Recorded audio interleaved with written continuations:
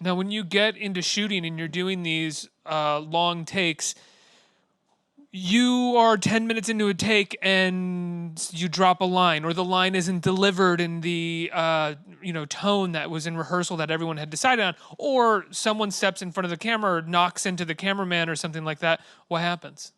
How long do you actually have to shoot these scenes? Well, you just can't. That's the thing. That's the excitement of it, is that everyone was working for, as near on, if perfect ever exists, the perfect take. And that was this. That was what was really exciting about it. There was this kind of like inspiring, uncompromising attitude that like we don't go home until we get it, until it's right. Like you can't fluff it and then that's okay, but we'll save it there and we'll take that bit from there.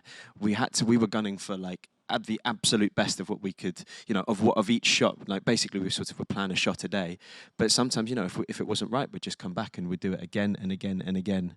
But the kind of excitement is that if it was right on the first take, there's no, of course that use that. Like if the first take is what's should be in the film, then that will be in the film. But by the same token, it could be like dozens and dozens of takes after that. So every time you had to give it your absolute all. There was no sort of warming up to it, assuming that they'll use one of the later ones.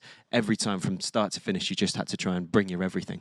Do you remember what the longest take or the most number of takes you did on the longest take?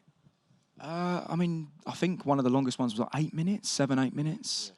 Yeah. And I actually remember that scene, not to give anything away, but it's a really tense scene. And the thing is with this one-shot thing as an actor, what it allows you to do is be able to just lose yourself in the scene and just sort of forget that you're actually making a movie for once and just be in that world where it's on for so long.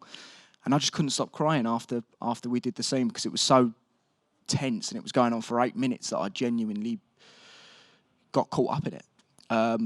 But yeah, like eight minutes all long. You could ask for as an actor. Exactly. It's like why so you do the job. Immersive, and not only is it immersive to watch, but as an actor being there, it's just the best thing ever, isn't it? It's kind of like, yeah, that's acting. Like in its essence is like just going over the technicality again and again, being so technically aware and preparing to then eventually, hopefully, let go and do something that's that feels real to yourself and to people watching it.